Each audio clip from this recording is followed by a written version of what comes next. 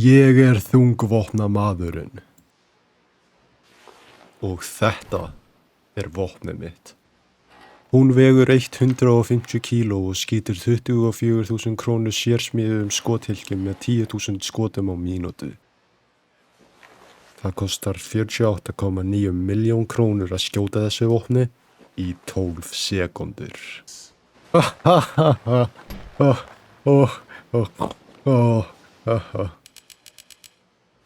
Guð minn góður, hver snerti sösju? Allt í lagi. Hver snerti byssuna mína? Sumir halda þeir geta verið snjallar en ég. Kannski. Ég venn ekki hitt neitt sem snjallar en skotið.